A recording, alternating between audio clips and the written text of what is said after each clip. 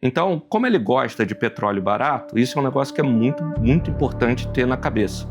Eu tenho bastante convicção de que na tomada de decisão dele de atacar o Irã, ele sabe que ele não poderia ter um preço de petróleo alto por muito tempo, até porque tem eleição de midterms nos Estados Unidos no final desse ano. E preço de petróleo acaba afetando a popularidade dele. Mas o gringo ele tá olhando para uma outra métrica. Ele tá olhando, eu compro Itaú, compro JP Morgan ou compro Banorte no México que negocia 12 vezes lucro, né? Então é uma forma de pensar diferente do que a gente olha aqui, né? A popularidade do presidente está num nível baixo, né? Talvez isso seja um sinal de cansaço.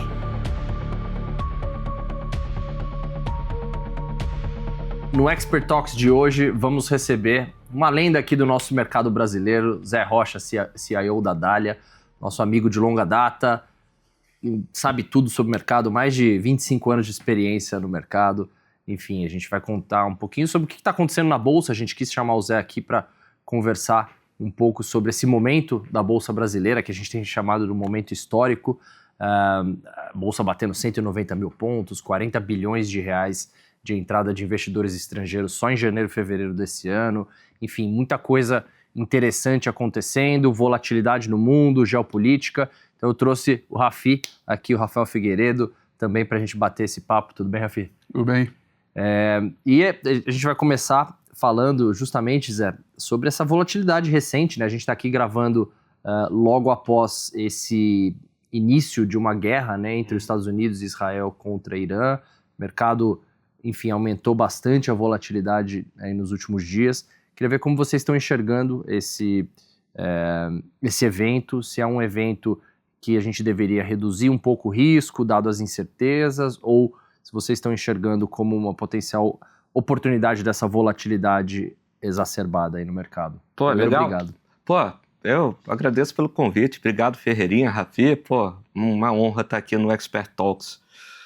Sobre o Irã, essas coisas geopolíticas, elas são particularmente difíceis de prever, em especial nos próximas 1-2 semanas. Porque uma das coisas que a gente está monitorando atentamente é se o Irã tem alguma carta escondida na manga que possa surpreender de alguma forma os Estados Unidos e o fluxo de petróleo no mundo. E principalmente se as outras superpotências, em particular a Rússia e a China, se elas vão tomar algum partido. As 2 próximas semanas elas são particularmente relevantes para a gente ver como é que isso desenrola.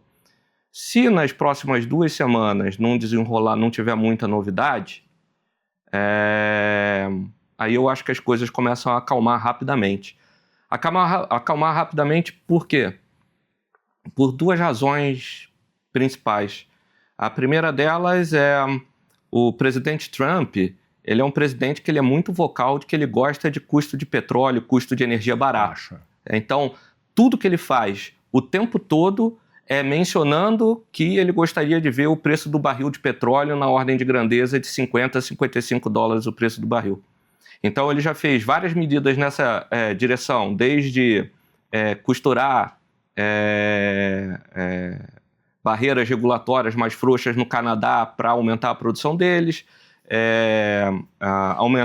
derrubar o Maduro para aumentar a produção de Venezuela com o tempo. Ele derrubou o Maduro em janeiro desse ano. Ele vive conversando com a Arábia Saudita para aumentar a produção e internamente nos Estados Unidos eles seguem embobando a produção de petróleo e energia. Então, como ele gosta de petróleo barato, isso é um negócio que é muito, muito importante ter na cabeça. Eu tenho bastante convicção de que na tomada de decisão dele de atacar o Irã, ele sabe que ele não poderia ter um preço de petróleo alto por muito tempo, até porque tem eleição de midterms nos Estados Unidos no final desse ano. E preço de petróleo acaba afetando a popularidade dele. A segunda coisa que passa pela cabeça depois dessas 2 semanas é bom a gente sempre lembrar de que é muito difícil lutar contra os Estados Unidos. Então, passou 2 semanas. Se não tiver uma carta escondida na manga do Irã de que ninguém estava esperando, ou a China e a Rússia, alguma outra superpotência, tomar algum partido mais forte, que também não parece ser o caso. Vamos lembrar que a Rússia está envolvida com uma guerra na Europa e a China é o maior importador de petróleo do mundo. Sim. Então, se tem alguém que não gosta de petróleo alto, é o chinês.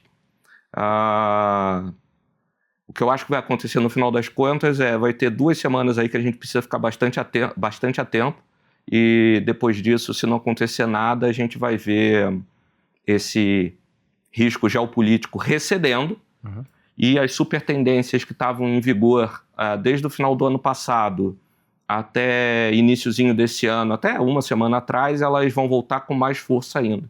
Então, essas coisas de pressão deflacionária de inteligência artificial, rotação para diversificação de investimentos para fora dos Estados Unidos. Um pouco de dinheiro vem para emerging markets, um pouco de dinheiro vem para o Brasil.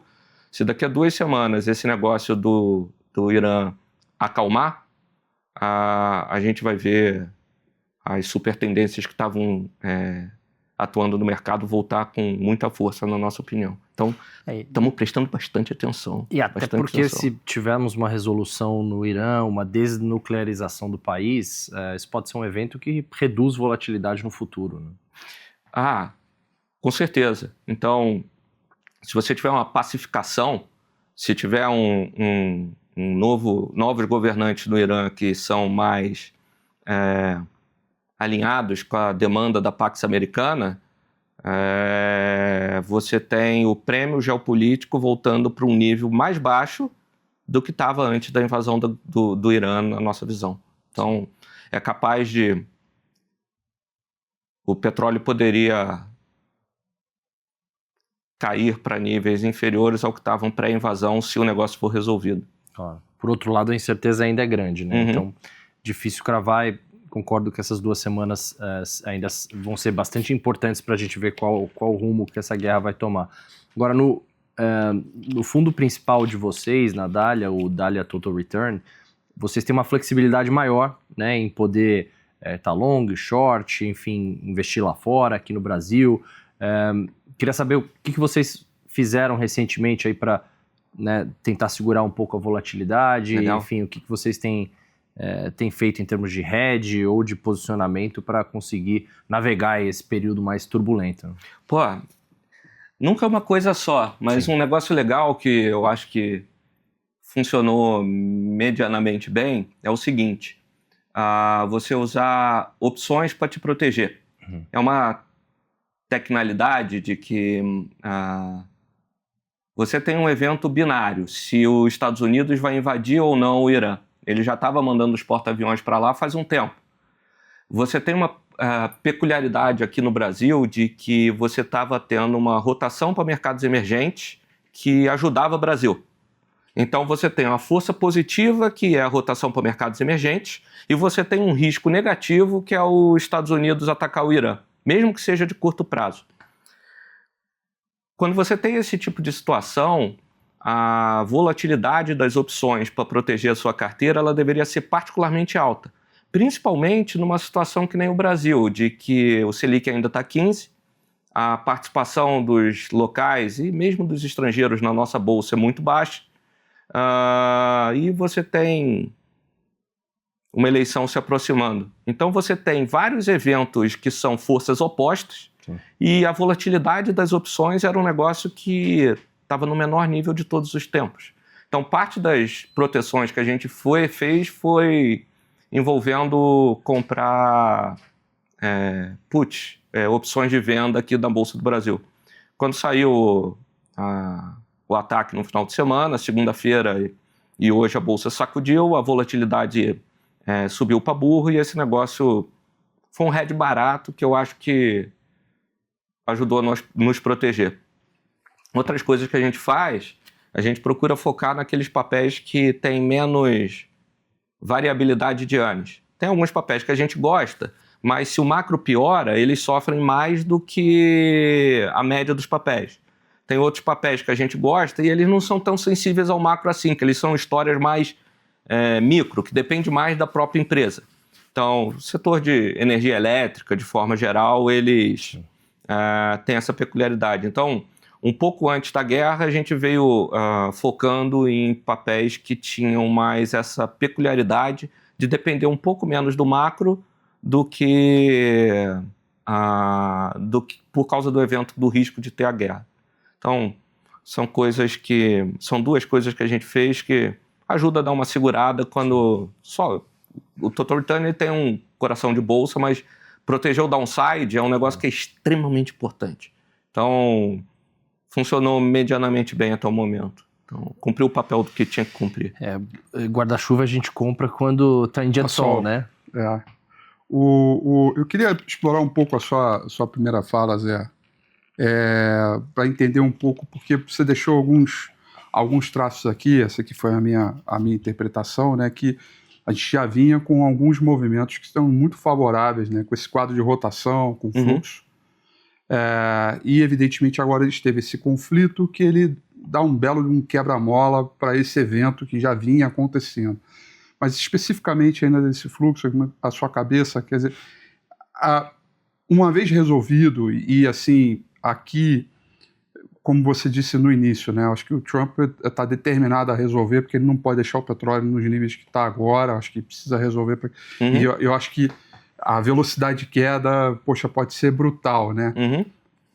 Existe uma chance desse quadro de rotation, aí, vendo o debasement do dólar, favorecimento de commodities, etc., de se tornar um evento mais estrutural do que apenas pontual por essa crise de institucionalidade dos Estados Unidos, por exemplo? Fê, essa é uma pergunta de $1 milhão, né? Eu estou inclinado a achar de que esse movimento de rotação e diversificação ele é um negócio bem mais estrutural e que vai demorar alguns anos. Algumas razões por quê. Quais foram os 2 principais eventos geopolíticos, econômicos, talvez, do ano passado? Foi o dia da tarifa, em que o Trump apareceu com aquela cartolina, canetando todo mundo. Liberation Day. E o dia que ele bateu boca com Zelensky no Salão Oval. Quando teve essas 2 coisas acontecendo, a gente viu a quinta queda mais rápida de 20% da Bolsa Americana da história. Aquelas coisas que a gente vê no livro de história, 1987, Black Monday, não sei o quê. Sim. Aconteceu ano passado. E esse negócio ele ficou para trás, o S&P voltou a subir, até semana passada estava muito próximo das máximas históricas e assim por diante. Dito isso, esse troço ele deixa cicatrizes, ele tem consequências. Imagina que, por exemplo, você é um fundo de pensão alemão, em que o teu país ele não pode mais comprar energia barata da Rússia por causa da guerra. Ele não pode mais exportar livremente para os Estados Unidos por causa da tarifa. E você não pode depender totalmente da OTAN por causa do bate-boca do Trump com Zelensky no Salão Oval. Você tem que mudar o teu mix de política econômica. Normalmente, quando as pessoas falam de política, eu vejo as pessoas focando muito em política monetária. Só que política econômica não é só o que o Banco Central está fazendo. Ela é uma combinação de fiscal com monetário. A Alemanha anunciou um pacote fiscal maior do que o pacote fiscal anunciado durante a pandemia, no dia seguinte do bate-boca do Trump com Zelensky no Salão Oval. Quando você tem uma mudança de mix de política econômica que acontece na Europa, mas o presidente Trump chama o primeiro-ministro do Canadá de governador às vezes. Então, ele também muda a política econômica dele lá no Canadá. A mesma coisa acontece em graus diferentes e peculiaridades diferentes na Coreia do Sul, no Japão e assim por diante. Quando todos esses outros países eles pegam e mudam o mix de política econômica, começa um processo de diversificação dos seus investimentos. Esses países, de forma geral, eles são superavitários na balança comercial com os Estados Unidos. Parte do modelo econômico deles é vender coisa para os Estados Unidos. E eles pegam e reciclam esse superávit comercial comprando ativos americanos. Como a balança comercial deles é positiva, eles ganham dólares. O que eles fazem com esses dólares? Pega parte desse dinheiro e bota de novo em títulos americanos e na Bolsa Americana. Se eles diminuem esse fluxo, se eles trazem parte de dinheiro de volta, o dólar fica fraco. A principal razão do euro ano passado ter saído de 1,05 para 1,17 e mesmo do real aqui ter saído de 6 e pouco no início do ano para 5,40 no final do ano, não foi alguma coisa aqui no Brasil específica nossa. O dólar ficou nem fraco. na Europa, né? Nem na Europa. A forma como a ordem mundial estava desenhada, ela está mudando. Sim. Qual que é o principal evento geopolítico e econômico desse ano? O dia do tweet da Groenlândia. É um negócio que é muito legal de vocês mostrarem depois. O Trump ele chegou ali acho que foi dia 17 de janeiro.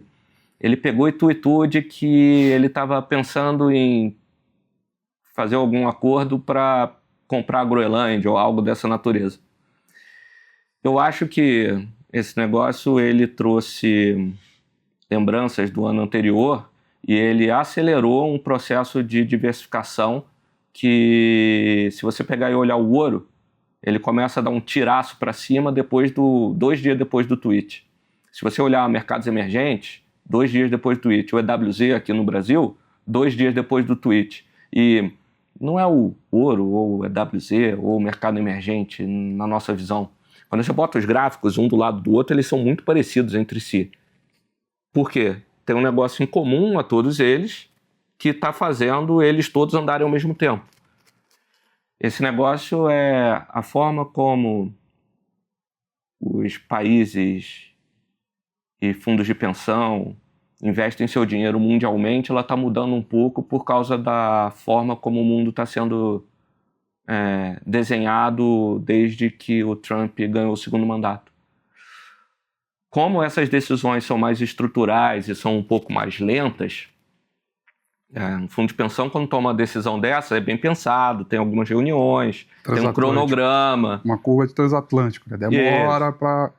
Não é uma lanchinha que... Eu acho que esse movimento é mais longo, tá? Uma outra coisa que é muito curiosa e que a gente nunca vai saber a resposta, pelo menos não acho que a gente vai saber no curto prazo. Tem gente que... O Hartnett, que é o estrategista de um banco gringo que... eu gosto muito dele, acho um sujeito muito, muito inteligente. Ele pega e fala que parte do acordo comercial que foi feito dos Estados Unidos com a China envolvia revalorizar o renminbi. Então, a moeda da China ela é meio que um tag no dólar. E ela é estruturalmente mais fraca do que ela deveria ser e, por consequência, como moeda é um par, se o renminbi é fraco, o dólar é forte. Para eles poderem exportar mais. E o Trump reclamou pra burro disso durante a eleição e durante o primeiro mandato dele e começou um processo de acertar isso daí. O renminbi saiu de 7,30 no início do ano passado para 6,80, 6,90, que é o que está agora. Se o renminbi fica mais forte, o que acontece com o dólar? Fica mais fraco. Se o dólar fica mais fraco contra o principal par de moeda no mundo hoje, que é o dólar contra o renminbi, todas as outras moedas isso acontece também. Eu tenho uma linha reta. Vai ter uma vol, de vez em quando acontece um problema ali que não é esperado, coisa e tal. Mas por essas razões eu estaria inclinado a acreditar de que esse movimento é mais longo do que 6 meses, tá? Assim, esse movimento ele é acelerado desde outubro do ano passado para agora, né? Então ele começa em outubro do ano passado, acelera pós-Groenlândia. Esse negócio é um negócio que é meio recente, né? E mesmo parecendo ser muito dinheiro, quanto é o teu dinheiro de gringo no Brasil? 42 bi, né? 42 bi de real. De real, né? De real. Então, é um negócio que... A gente estava conversando aqui antes, né? É dinheiro, mas perto do agregado monetário, da quantidade de dinheiro que tem no mundo, ou mesmo aqui dentro do Brasil... Aqui no Brasil, o M4... Ou mesmo em dólar, né? Se você olhar em dólar, é pouco dinheiro. É pouco dinheiro, né? Um negócio que é muito inicial, muito inicial. Então, eu estaria inclinado a acreditar que esse movimento de diversificação em dólar fraco, ele vai ter uma volatilidade de tempos em tempos, mas que ele continua. Então, passando esse ruído quando passar esse barulho do Irã, do petróleo, coisa e tal, esse negócio é capaz de voltar com força. Eu mostrei pro Ferreirinha... num relatório, numa carta que eu escrevi aqui para os clientes, que é o MSCI World X Estados Unidos, dividido pelo S&P, né? E aí quando você olha esse cara, você vê que, assim, você vê bem o período de 2002 a 2008, esse ratio, essa razão andando bem, mas depois ele vai descendo ladeira em feito cachoeira, e agora ele tá com essas datas específicas, ele vai dando esses spikes, né? Você pega a variação de um dia desse ratio, né, no histórico, então você tem um eletrocardiograma e você tem uns spikes ali muito fortes, né? Então você, basicamente em 2008, quando o Banco Central faz as intervenções antes da agenda, né, e aí o spike vai embora, pandemia e finalmente agora o Liberation Day ali, ou seja, que tem mudanças estruturais, né, e essa tendência parece que ela está se revertendo por um nível que, assim, o fato de não cair já mostra muito o que a gente tem hoje. Sim. Mas se ele continuar subindo e reverter definitivamente essa tendência secular, já é algo muito, muito bacana. Acho que é uma representação técnica que eu gosto de usar bem para olhar esse contexto como um todo, né? O quanto incipiente, quanto no estágio inicial a gente pode eventualmente estar diante desse quadro. Até porque são 38 trilhões de dólares que os investidores estrangeiros têm de ativos americanos. É mesmo? Entre dívida e ações. Caramba. Se você considerar tudo, né? Bancos centrais, enfim, os estrangeiros têm 38 tri de dólar em ativos americanos. Então, assim, qualquer pouco dinheiro que sai procurando outros mercados, né? É o que o Arthur Wichmann fala, né? Você tirar, enfim, um balde de uma piscina e tentar jogar esse balde num copinho, né? Sim. A gente é o copinho e você tem um balde de dinheiro, né, que para os Estados Unidos é pouco. Sim. Pra gente faz um preço pra caramba. Faz preço pra caramba, exato. Agora, Zé, nessa questão de fluxo, a gente, assim, eu e todo mundo meio que esperava que a grande história de fluxo na Bolsa Brasileira em 2026, olhando para frente, seria mais do fluxo doméstico, né? A gente estava falando antes de começar, mais de 10, 15 trilhões de reais aí do mercado total, né, de potencial investimento no Brasil, grande parte desse dinheiro na renda fixa, né, o investidor ainda muito subalocado, né, em renda variável.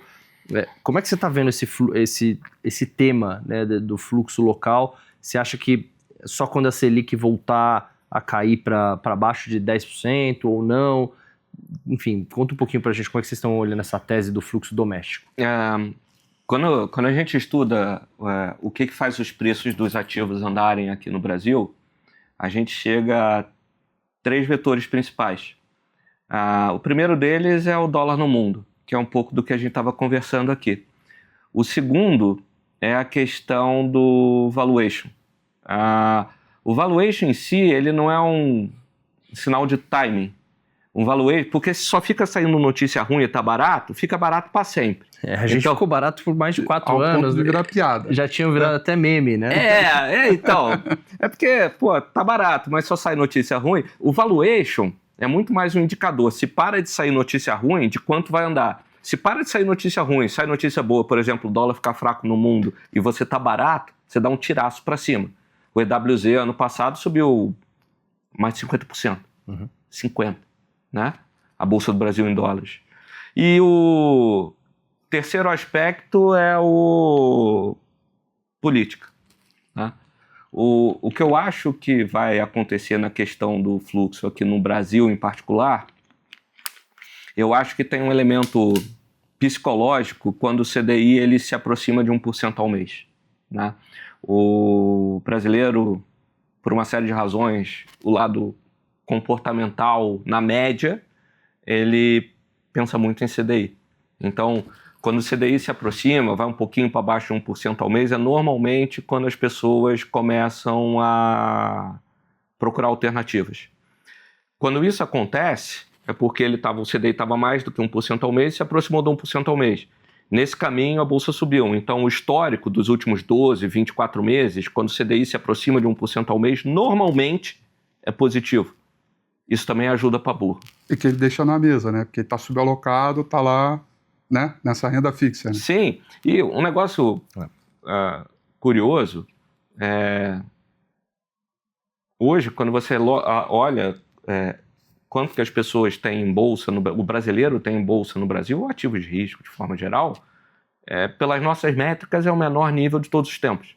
É menor do que era no auge da pandemia, é menor do que era no impeachment da presidente Dilma, é menor do que era na crise de 2008, é menor do que era em 2002, quando tinha medo de default de dívida externa. Como os últimos 3, 4 anos eles teve muito problema no Brasil e no mundo, as pessoas basicamente têm zero de bolsa hoje, muito pouco. Não só as pessoas físicas, mas fundo de pensão também. Quando eu acho que o fluxo local ele começa a ter uma relevância maior, quando é que as pessoas vão se mexer de uma forma mais pronunciada é quando o CDI se aproximar de 1% ao mês. Quando o Selic tiver 12 ali, os últimos 12, 24 meses vão ser muito provavelmente bastante positivos. E isso vai acontecer próximo da eleição. O brasileiro dá um peso muito grande para política na hora de investir. Política tem um peso que acontece em Brasília, afeta? Claro que afeta. Porém, ela é menor do que a maioria das pessoas acha. Basta olhar o período de 2023, 24 e 25. Qual a melhor classe de ativo brasileira nos últimos 3 anos? O CDI, o NTNB ou a Bolsa? A Bolsa. Por muito, né? Por quê? Aconteceu alguma coisa especial aqui no Brasil? Não, o Selic ainda está 15, as pessoas ainda estão majoritariamente na renda fixa. Era muito barato e o mundo ajudou. O fluxo em si, eu acho que sempre acontece tudo ao mesmo tempo, né? O Brasil é um lugar muito volátil, as coisas acontecem tudo ao mesmo lugar, tudo no mesmo lugar ao mesmo tempo aqui normalmente. Então, quando eu acho que o fluxo vai ser mais pronunciado, finzinho desse ano, os astros vão se alinhar dentro do... O mundo vai estar ajudando, o CDI vai estar mais próximo de 1% ao mês. Vamos ver como é que a eleição se desenrola. Se essas 3 coisas se alinharem, o fluxo aqui... As pessoas têm zero de bolsa. É a menor alocação em bolsa de toda a história nesse momento. E tem muito dinheiro, né? No mercado de investimentos do Brasil. Né? Muito. Quando você pega uma proxy da poupança do brasileiro, é você olhar o agregado monetário, que é o M4. O M4 está lá, poupança, CDI, NTNB, Tesouro Direto e assim por diante. Esse número, a ordem de grandeza disso, são uns 15 trilhões de reais hoje. E esse negócio ele cresce de uma forma simplificada, um CDI por ano. Então você bota aí 15 tri com CDI a, vamos supor, 12, por exemplo, esse negócio daqui a um ano, ele não vai estar 15 tri, ele vai estar 17 tri. Se você pegar esses 2 tri de reais, quanto que é a alocação hoje em bolsa na Ambiental Ferreirinha? 5%, que deve dar 500 bi de real. 500 bi. Um ano de CDI em cima da poupança do brasileiro dá 4 vezes mais do que as pessoas têm alocadas em bolsa hoje no Brasil. Esse é um número que o Irai me falou, esse troço, eu não conseguia parar de pensar nisso, cara. Porque não dá pra acreditar, né? Porque muito surreal, cara. Quem tem mais bolsa no Brasil, quem que é?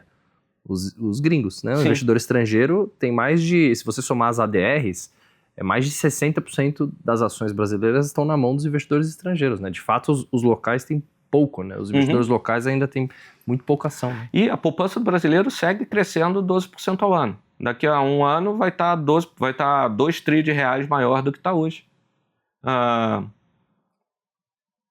Valuation normalmente não é um indicador de timing, como eu estava falando, mas isso mostra se os astros alinharem o que poderia acontecer. Depois eu mando o gráfico para vocês. Esse gráfico é muito maneiro de ver. Olhando visualmente é mais fácil de ter uma sensibilidade, né? Então... Vocês, inclusive, escreveram em uma carta recente, né, essa questão do valuation, que a gente discute bastante aqui, né, Rafi, esse ponto de, será que a bolsa tá cara, tá barata? Porque se a gente comparar a bolsa em relação à taxa de juro local, principalmente a taxa de juro real das NTNBs, a impressão que todo mundo tem é que a bolsa tá cara nessa métrica, porque você olha que as NTNBs não saíram do lugar, né, 7,5, e a bolsa andou pra caramba. Então, no relativo, parece que a bolsa está cara por essa métrica que é o Equity Risk Premium, né, o prêmio de risco da bolsa em relação à renda fixa. Mas vocês escreveram uma carta muito legal, a gente escreveu no nosso último mensal também, algo analisando essa métrica do Equity Risk Premium e por que talvez não seja a melhor métrica para olhar a bolsa, né? Eu li seu relatório também, é muito bom, recomendo fortemente. É muito contraintuitivo isso, né? Porque por que eu acho que quando você faz os estudos históricos, você chega a uma conclusão de que o Equity Risk Premium magro, na verdade, foi positivo para o retorno futuro da bolsa?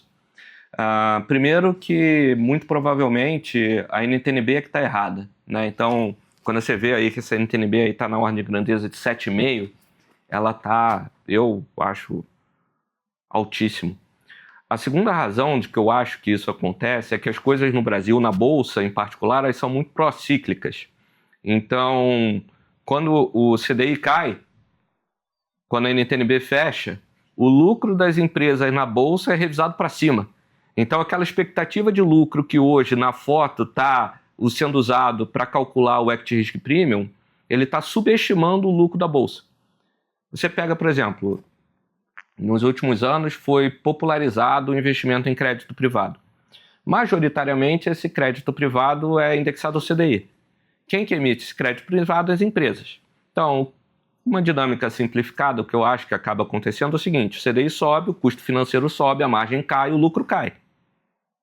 O mesmo processo vale para o contrário. O CDI cai, o custo financeiro cai, a margem sobe e o lucro sobe. Um outro fenômeno que acontece também é que, como o brasileiro do lado comportamental, ele pensa em CDI na hora de tomar suas decisões de investimento, quando o CDI está 15, ele corre todo mundo para o CDI. Contudo, todo mundo corre com 90% da poupança para o CDI. E quando o CDI cai para 10, todo mundo começa, ao mesmo tempo, diversificar para fora do CDI. Isso daí gera uma tendência de, quando o CDI está 15, tem um undershoot de bolsa, e quando o CDI está 10, 9, tem a tendência de ter um overshoot de bolsa. Quando você junta isso tudo, ajuda a entender um pouco, nunca é uma razão só, mas o Brasil é um país particularmente volátil. Não é bom nem ruim, só é volátil, né? Então, nosso trabalho é meio que tentar estudar como é que a banda toca e procurar as oportunidades que aparecem ao longo dos ciclos. Isso ajuda a entender por que o Brasil é tão volátil, porque o que acaba acontecendo é que o CDI sobe, a taxa de desconto sobe, o lucro é revisado para baixo, a bolsa cai e as pessoas, na média, têm a tendência a querer vender bolsa nessa hora. Sim. Quando tem o processo contrário, o CDI cai, a taxa de desconto, a NTNB acaba fechando, o lucro acaba sendo revisado para cima e as pessoas decidem ter mais bolsa normalmente nessa hora. E os ciclos aqui, eles acabam sendo violentíssimos. Foi assim. Para cima e para baixo. Para cima e para baixo. Quando você pega e olha nos últimos 25 anos, os 3 grandes bull markets brasileiros, eles tinham essas características em comum. Você pega lá, 2003. O dólar ficou fraco no mundo porque a China entrou na Organização Mundial do Comércio. Você tinha um ponto de partida que era disfuncional de valuation, porque as pessoas tinham medo de default da dívida externa, e a política melhorou com a Carta ao Povo Brasileiro. O EWZ em 2003 subiu mais de 100%. Quando você pega 2009, você tinha um valuation que era disfuncional por causa da grande crise financeira de 2008. O dólar ficou fraco no mundo porque os Estados Unidos fez quantitative easing e teve expansão de crédito na China. E aqui no Brasil, que naquela época era investment grade, a gente fez expansão de crédito, que era a resposta de política econômica correta. O EWZ em 2009 subiu 100%. Você pega e olha 2016, 2017. Você teve Xangai Accord entre China e Estados Unidos e eles combinaram de desvalorizar o dólar. O dólar ficou fraco em fevereiro de 2020. Em março de 2020 teve mudança política aqui no Brasil, que a presidente Dilma foi empichada. E o ponto de partida, por causa da grave crise financeira, depressão que o Brasil passava naquele momento, era disfuncional de barato. O EWZ entre 2016 e 2017, de novo, sobe 100%. Quando essas coisas acontecem no Brasil, tem que prestar muita atenção mesmo. Alguns dos elementos que estavam presentes nos 3 bull markets mais recentes do Brasil, eles estão presentes desde meados de agosto, setembro do ano passado. As políticas que o presidente Trump está perseguindo nos Estados Unidos são políticas de dólar fraco. o valuation aqui é disfuncional, ninguém tem bolsa no Brasil, o NTNB está 7,5, o Selic está 15, e tem uma eleição que se aproxima.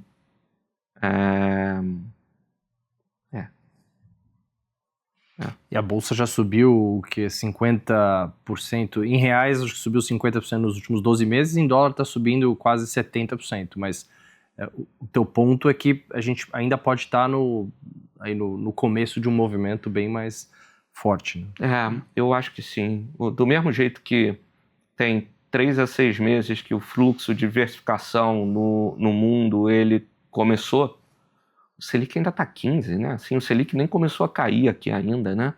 Assim, a inflação está caminhando para 3 baixo, né? Selic a 15, com a inflação caminhando para 3 baixo, tá alto para chuchu, né? O processo de corte, ele provavelmente se inicia agora em março, né? Esse mês. Historicamente, esse troço foi catalisador para a bolsa andar aqui no Brasil. Então, tem riscos, né? Se a guerra piorar antes de melhorar, aí vai sacudir, não é uma linha reta. Mas se o ruído geopolítico sai da frente, as coisas que fizeram a gente andar do meio do ano passado até fevereiro desse ano, todas elas ainda seguem presentes ainda. Ou eventualmente podem ser até catalisadas, né? Porque a gente já tem uma base formada, um esclarecimento sobre o que está acontecendo. Eu acho que a gente fala muito aqui, né, assim, que existe um risco de você não tomar risco, né? Que é uma frase no sentido de que, puxa, caramba, você está lá subalocado e acho que tem uma questão que é um pouco cultural do brasileiro, né, que é aquela coisa do tipo, quando a bolsa começa a andar, então assim, a renda fixa morreu, agora vamos para a bolsa. Aí o inverso... a bola da vez, né? Buscar sempre o bola da vez e não um equilíbrio, de modo que, cara, uma hora uma classe ela vai ficar pior, então a outra, ela está ali justamente para servir como essa diversificação, né? E que no final das contas não tem bala de prata. Acho que tem sim um componente que é bem brasileiro, que é essa volatilidade, né? Que, puxa, você trabalha com as emoções, e, enfim. Mas como convencer, né? Como convencer um investidor que ele olha lá, de saber que o dinheiro dele pode mais que dobrar daqui a determinado tempo com uma taxa que é quase livre de risco, diante das oportunidades, né, para reequilibrar esse movimento. E eu acho que o outro lado da moeda, né, assim, batendo na madeira, mas essa B ela está errada, né? Mas vamos lá, vem um vento super ruim e que, cara, se ela está errada no movimento que está com economia crescendo, desinflação, etc., num vento contrário e que ela começa a acelerar, né, assim, vão precisar de alguma alternativa a isso, né? O PCA mais 6, eu vou me consagrar. Ele piscou 7,5 na tela, opa, sabe? E aí, se for para 9,5, né, assim, você vai precisar diversificar. Como é que convence esse investidor sobre o risco de não tomar esse risco?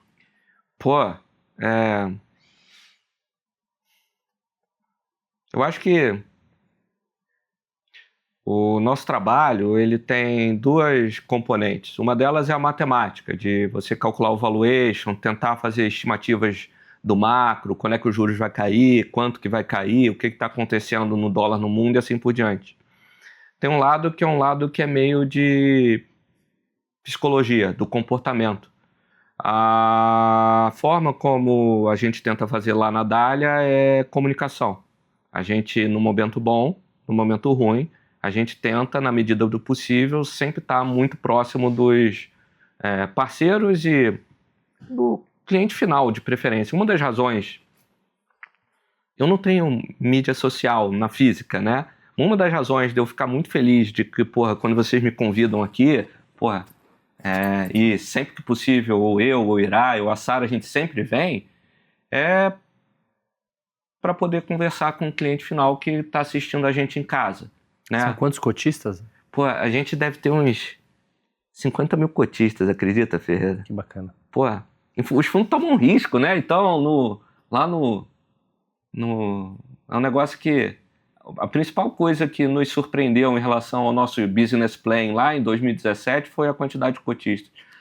Parte grande desse número de cotistas foi com a parceria aqui com vocês da XP, né? Assim, a gente viajou o Brasil inteiro, pô, o Colasso chamou a gente N vezes para o Stock Pickers, e tem uma infinidade de outros eventos que são para 50 bankers, 40 investors, viagens pelo Brasil, que aí o time comercial lá, a Karime, a Gabi fazem. Então, o que a gente tenta fazer é comunicação. Então, a gente tenta... As cartas, né? A carta, a gente tem... O Irai, ele tem um superpoder, né? Ele tem num mundo em que a atenção é uma coisa rara e preciosa, você tem que conseguir resumir em 2 páginas para poder explicar para as pessoas como você está pensando. E o Irai, ao longo desses últimos 8 anos, ele escreve magistralmente bem. Então, isso é um negócio que... A forma é a comunicação, eu acho. Assim, faz sacudir, mas se o cliente entender e estiver alinhado, eu acho que ele consegue... O lado psicológico fica um pouco melhor durante os vários ciclos que tem aqui no Brasil. Então, sempre estar próximo do cliente seria talvez a forma que a gente tenta fazer isso. Bom. E Zé, a gente fez um estudo recente aqui olhando a volatilidade dos ativos brasileiros durante anos de eleição. E o que a gente viu é que quase em todos os ciclos eleitorais a gente vê um aumento grande da volatilidade, tanto da bolsa quanto do câmbio, enfim, a gente tem esse aumento grande de vol. Você acha que esse ano vai ser parecido ou esse tema global é tão mais relevante que pode passar por cima de qualquer preocupação doméstica do cenário eleitoral?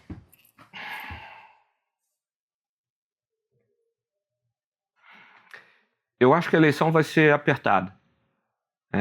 A gente vai saber quem ganhou de fato na semana seguinte, no dia seguinte da votação. Recentemente está todo mundo... Uma das coisas que ainda está um pouco cedo para olhar intenção de voto, tá? Quando está nessa fase do ciclo, o que as pessoas, dos cientistas políticos que a gente gosta de conversar, falam de que é melhor olhar coisas como a popularidade do presidente e os principais anseios da sociedade. Quando você olha esses 2 elementos hoje, você vê a popularidade do presidente, ela está em níveis bastante baixos. E não melhora de jeito nenhum, mesmo com o dólar tendo caído para 5,20, mesmo com a inflação tendo cedido para sub 4, mesmo a gente estando com emprego bom, mesmo assim a popularidade, e mesmo tendo auxílio, teve auxílio agora no início, imposto de renda, né, no início do ano, a popularidade do presidente está num nível baixo, né? Talvez isso seja um sinal de cansaço. A outra coisa que chama a atenção também é quais são as principais reclamações da população. Segurança, violência e melhorar de vida. Quando você olha coisas como igualdade social e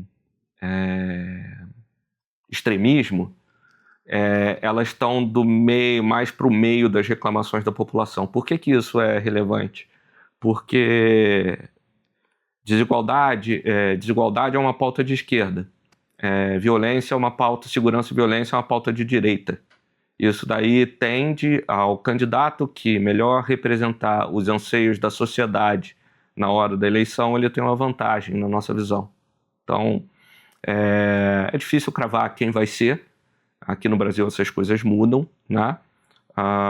Mas em algum momento quando chegar mais perto de junho, as pessoas vão começar a olhar mais pesquisa de intenção de voto. E deve estar a gente entra naquele trade eleitoral famoso, né? Na veia. Eu acho que vai ser apertado. A pergunta que eu me faço é qual é a assimetria? Tipo, o NTNB está 7,5, né? O Selic está 15. Se tiver uma eleição que mostre uma melhora macroeconômica, a simetria eu diria que está para melhora, né? Se a NTNB tivesse 5 e tivesse talvez uma perspectiva de piora macroeconômica, eu falaria, putz, eu acho que a simetria está para outro lado, mas... Eu tenho uma pergunta uma curiosidade aqui de exercício, né? Num cenário de rotação global, que, portanto, um dólar mais fraco no mundo beneficia mercado emergente, mas essa B aí parada ou até mesmo estressando por um ambiente macroeconômico local ruim, ou desenhando um cenário ruim, como é que fica o resultado líquido disso? As pessoas que olham o Equity Risk Premium vão ficar passando mal, porque o gringo ele é muito mais atuante na bolsa, principalmente quando você compara contra a liquidez diária dela, do que no NTNB.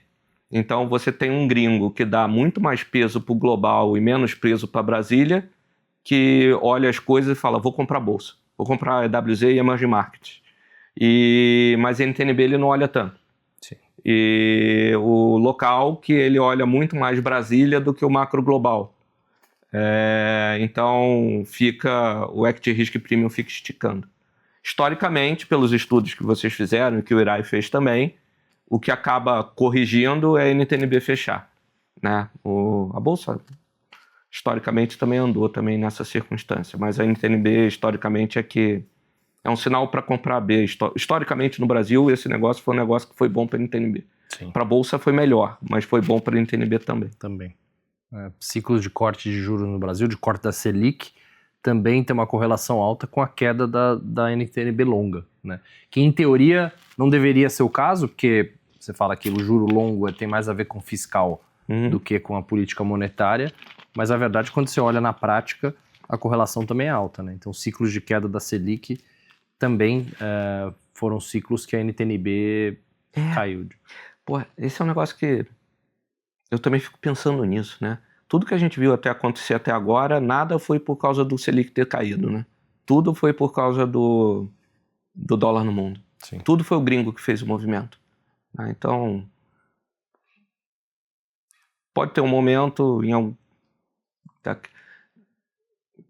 nos próximos 9 meses em que o local vai participar do movimento, o poupador final brasileiro vai participar do movimento também. Então, é isso. Acho que a gente consegue ver essa dicotomia, né, do fluxo do gringo versus o local dentro da bolsa de algumas formas, né? O que a gente escreveu no último mensal é que você criou 2 bolsas no Brasil, né? A bolsa dos papéis do gringo e o restante, né? Então, abriu uma boca de jacaré recente entre os papéis grandes no índice, que foram muito beneficiados pelo fluxo do gringo, e todo o resto, né? Que ficou bastante para trás. Dá para a gente olhar também, se a gente comparar o IFIX, né? O índice de fundos imobiliários, com o Ibovespa, o IFIX primariamente fluxo local, o IFIX está subindo 2% esse ano. O Ibovespa está subindo 17%, se não me engano. E por fluxo do gringo. Tudo então, gringo, né? Então, de fato, os ativos que têm mais fluxo doméstico de risco ainda não andaram, né? E os ativos que o gringo compra, que é o câmbio, né, o real e a bolsa, andaram pra caramba, né? O que eu acho que vai acontecer, provavelmente vai acontecer tudo ao mesmo tempo. O gringo, em algum momento, quando o gringo pega e toma a decisão de comprar bolsa no Brasil ou de emerging markets, ele primeiro faz o ETF. Ele lá manda, compra aí o EWZ, compra o IEM e assim por diante. Né? Compra tudo. Aí ele botou o tamanho de Brasil que ele gostaria de ter, aí ele vai começar a procurar mandatos gestores ativos para tocar esse dinheiro. No momento em que isso começar a acontecer em média escala, você vai ver uma troca de EWZ por esses papéis de small e mid caps, que são mais fluxo de gestor ativo. Então aí você vai ver esse gap fechando.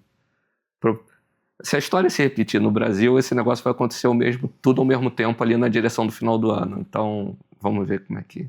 Tem que prestar muita atenção nessa época aí. Então... Acho que tem uma pauta que eu queria trazer aqui, que eu acho que é pouco discutida diante dos fatos, né? Mas olhando o tamanho da assimetria, essa produtividade vindo com a inteligência artificial e esse nível de sensibilidade para mercados emergentes, essa produtividade para mercados emergentes e essa produtividade para mercados desenvolvidos. O quanto disso para mercado emergente pode destravar ainda mais valor e, portanto, tem um nível de sensibilidade maior, né, já que a gente está olhando aí uma desinflação lá na frente, etc. Vocês têm fundo global, né? Vocês têm o Murilo que olha bem no detalhe as techs globais. Eu queria explorar bem essa visão de inteligência artificial, né, Rafi? Porque recentemente a gente viu uma volatilidade enorme lá fora. Agora tudo vai ser disruptado por AI, enfim, o mercado tá bem dividido, né? Esse negócio de inteligência artificial é um negócio que ele é a consequência da lei de Moore, um negócio que roda por trás dela que é mais relevante. É uma coisa que a gente bate nessa tecla há muito tempo, mas que é muito importante e acontece o tempo todo. A velocidade, a capacidade de processamento dos computadores, ela dobra a cada 18 meses. Ela dobra, chega no momento que tem inteligência artificial. Aí começa a disruptar uma determinada empresa, disrupta um outro grupo de empresas e assim por diante. A força que isso empurra a inflação para baixo, ela é bizarramente alta. Existe um debate grande nos Estados Unidos nesse momento se já não começou a ter aumento de desemprego por causa de inteligência artificial. Inclusive naquelas bolsas de aposta tipo Cauchy, né? Eles abriram um contrato para apostar se o desemprego causado por inteligência artificial até 2028 vai ser muito grande ou não. Hoje engraçado que eu vi esse número hoje, esse número está em 16%. Então a probabilidade que o mercado atribui hoje, não é tão líquido assim, mas é o que temos para hoje, né? Que seria de 16%. 16%. Que é alto, né? O percentual é alto.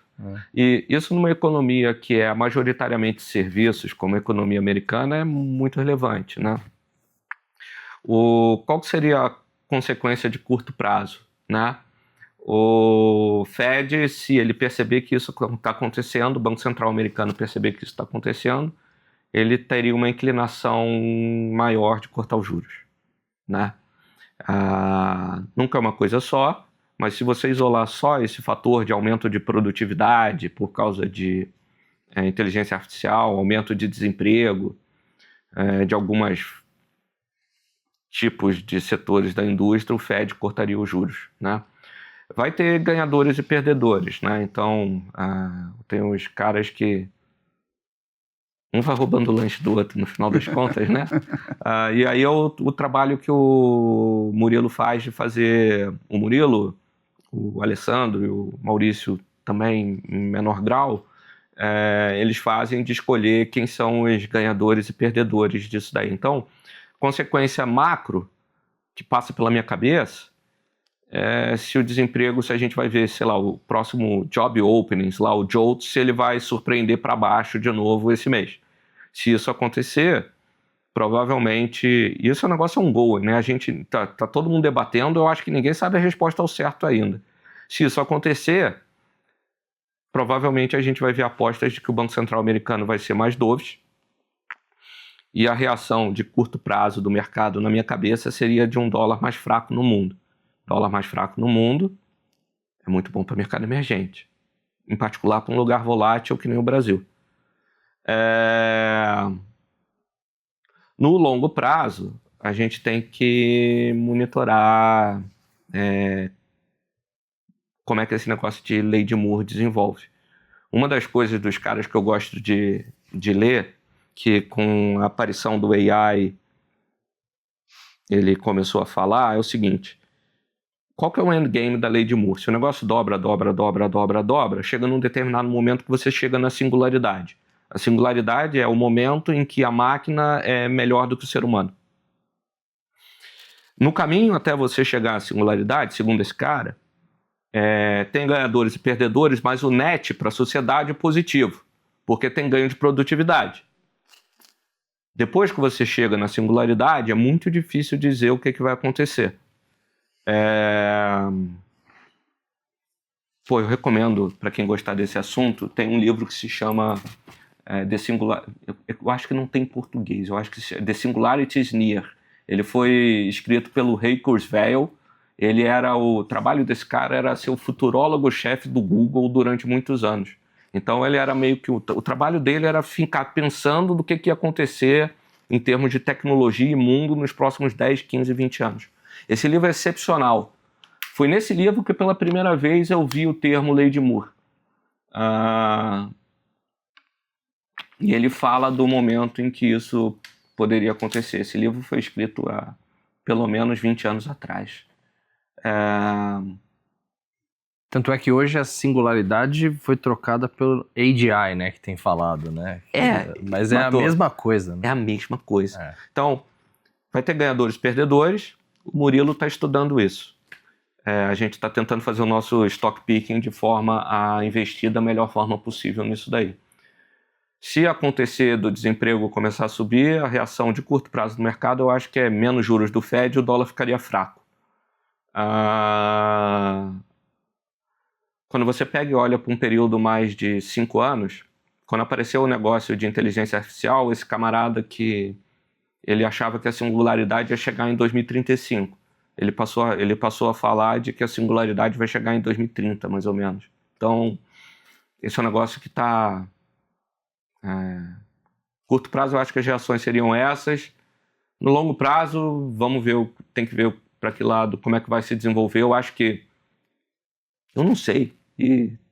Eu acho que eu não encontrei ninguém que tivesse uma resposta muito boa até hoje. Então, tem que ver como é que vai desenrolar. Mas e as Big Techs, Zé? Assim, vocês seguem, né, investindo nelas? Vocês acham que o business model mudou, piorou ou continua igual? Porque existe muito esse debate, né? Elas geravam muito caixa, tinham balanços extremamente sólidos, empresas com margem muito alta, retorno muito alto, que geravam muito caixa. E que eram ali, né, empresas que eram até defensivas, mesmo sendo do mundo de tecnologia. Agora, com essa corrida ao ouro, né, e esse investimento massivo que elas estão fazendo, né, 200 bilhões de dólares por ano cada uma, enfim, somar todas as Big Techs, dá quase $1 trilhão de capex esse ano. Né? Acho que o número está em 700, 800 bi. Muita gente diz que, olha, o business model aqui piorou bem, porque qual que é o retorno que esse investimento vai gerar, né? E esse capex, esse investimento, será que ele vai cair? Porque ano que vem a NVIDIA, né, lança um chip ainda melhor, e ele vai ter que investir mais e mais e mais. Quando que esse negócio começa a normalizar? Enfim, tem esse debate muito grande em cima das Big Techs hoje em dia. Né? Pô, eu concordo. Aí é o que o Murilo me fala, né? Que é ele que estuda isso aí a fundo. A preferência dele no momento é por quem recebe o CAPEX, não por quem está fazendo o CAPEX. Então, ele prefere NVIDIA, TSMC, e tem umas outras lá que eu não... Está na cadeia, que né? Tá na de cadeia quem recebe o investimento, né? Isso. Então, o cara que está recebendo o CAPEX, ele tem uma preferência por essas. E os caras que estão fazendo o CAPEX, ele gosta um pouco menos do que ele gostava no passado. Sobre o quão longo pode ser, se tem a chance de diminuir o CAPEX no curto prazo, que aí seria potencialmente ruim para essa tese de investimentos, ele acha que não, ele acha que está longe. Por quê? Porque todos esses caras que estão fazendo o investimento, eles ficaram bilionários conhecendo, comendo, dormindo e acordando, pensando em lei de Moore o tempo todo. Ele sabe que é uma corrida armamentista para chegar na singularidade. Então, se o cara for errar entre investir mais e investir menos, ele vai errar investindo mais. Sim. É um negócio que é meio... extremamente importante para eles. Então, dado que a vontade deveria estar lá, pode ter uma limitação física de quanto de dinheiro eles têm disponível. Ainda não parece, principalmente para as... Tem uma ou outra que eu acho que já está... que eu não conheço tão a fundo, mas tem uma ou outra que parece que já está no limite de endividamento que ele poderia tomar, mas a maioria no agregado ainda não, porque como elas geravam muito caixa, elas estão no processo de investir o caixa que elas geram, ainda não chegou naquela fase que tem que pegar dinheiro emprestado para continuar investindo. Então, quando você junta a vontade de estar lá com a capacidade de de gerar caixa e tomar dívida ainda está presente, a gente acha que não está. O Murilo, no caso, ele não acha que está perto do fim do ciclo de capex, de investimento dessas empresas. Isso faz ele gostar mais ainda dessas empresas da cadeia que se beneficiam de receber o investimento. Então, essa é a ideia dele. Até soltei um tweet hoje mais cedo falando que a Nvidia está negociando a 20 vezes lucro e cresceu receita 73% esse último trimestre. Já o Walmart, que é safe, né, de inteligência artificial, que todo mundo migrou para quais setores que não vão ser disruptados, cresceu receita 5% esse trimestre e está negociando a 50 vezes lucro. Caramba! Né? Que é uma loucura. O mercado ficou super preocupado com tecnologia e fez com que o resto da Bolsa Americana disparasse aí de preço e valuation. Não sabia não. Vamos falar de setores Brasil, Rafi? Os setores, eu queria entender um pouco, né, como é que tá a tua cabeça. Eu acho que a gente viu que esse fluxo estrangeiro, ele foi nas top 10, basicamente, né, e o resto do índice ficou um pouquinho para trás, mas a gente também tem na história, dado essa Selic, né, os setores mais defensivos, aqueles com yields elevados, sendo grandes competidores e também com qualidade, né? Porque são aquelas que sobreviveram a esse ciclo, né? É por aí mesmo, a gente perpetua isso diante dessa realidade, desse quadro de assimetria, ou tem espaço, talvez, para descer um pouco a barra na qualidade e, quem sabe, capturar um pouco de ganho aí para frente? Acho que tem um pouco de espaço, sim, para ir para cíclico doméstico, tá? A gente segue gostando. O core das carteiras e do que funciona, e é mais provado pelo tempo aqui no Brasil, e muito, não só a gente, mas eu vejo dos meus amigos também que trabalham em outros fundos, utilities, né? Infraestrutura e saneamento. O negócio rende, agora andou um pouco, coisa e tal, mas o negócio rende IPCA mais 10, IPCA mais 11.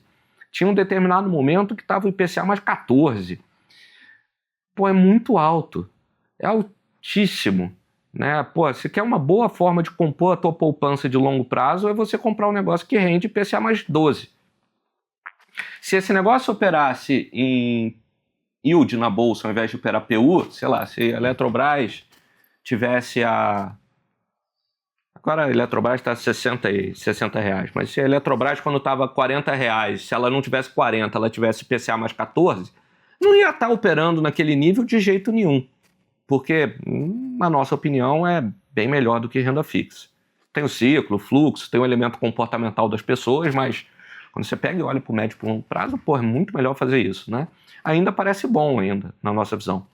A gente gosta do setor financeiro. O setor financeiro no Brasil, de uma forma geral, quando os juros, o Selic é mais alto, ele tem a tendência relativa de se beneficiar. E se a empresa estiver operando bem, o setor financeiro vai bem. Então, a gente gosta, subiu legal. A gente acha que tem espaço para subir ainda, principalmente se tiver o fluxo do gringo, tá? Assim, o Ferreirinha vai lembrar disso. O Itaú operava 3 vezes price to book value, né? No ciclo passado, quando o gringo estava investido no Brasil, né? Sim. Então... Itaú é um nome que a gente fala com o investidor local, muita gente já acha muito caro, muita gente vendeu, né, recentemente entre os investidores locais porque acham o valuation esticado, mas quando eu falo com o gringo, tive lá fora agora, a visão é de que no relativo aos outros bancos globais, dado o nível de retorno do Itaú, que ainda é um papel que eles veem como barato, né? Isso. Então, assim, a gente fica olhando em relação ao próprio histórico aqui no Brasil, a gente fica olhando em relação a outros papéis da Bolsa, mas o gringo ele está olhando para uma outra métrica. Ele está olhando, eu compro Itaú, compro JP Morgan ou compro Banorte no México, que negocia 12 vezes lucro, né? Então, é uma forma de pensar diferente do que a gente olha aqui, né? Eu concordo 100%. Assim, imagina, o gringo, ele tem que diversificar, porque ele recebeu um mandato, não é nem econômico, geopolítico de diversificar, dado a forma como a banda toca no mundo. Ele tem que olhar no relativo. É isso. Então, o paradigma de que ele estava totalmente fora de Brasil, não era só o investidor local que estava fora de Brasil nos últimos 3, 4 anos. O investidor gringo também estava num processo de diminuir emerging markets há quase 10 anos, né? Então, tinha muito pouco aqui. Se o cara volta um pouco, a história do baldinho lá que você estava contando, Ferreira, ninguém tem, né? Assim, ninguém tem. Então, a gente gosta, principalmente se levar em consideração se o dólar continuar ficando fraco no mundo. Dólar fraco, diversificação, free fluxo para a bolsa, large cap tem a tendência de se beneficiar. A gente gosta de Home Builder de Minha Casa Minha Vida, que é um programa que é bom, funciona razoavelmente bem, é digno para as pessoas, já não é um programa de governo, é um programa de Estado. A gente acha que continua, as empresas operam bem. Então, elas, apesar de serem home builders, elas têm uma característica bem menos cíclica do que, a princípio, você, quando ouve construção civil, pensa, né? Então, a gente gosta dessas mais ligadas ao Minha Casa Minha Vida. E com o que está acontecendo no mundo,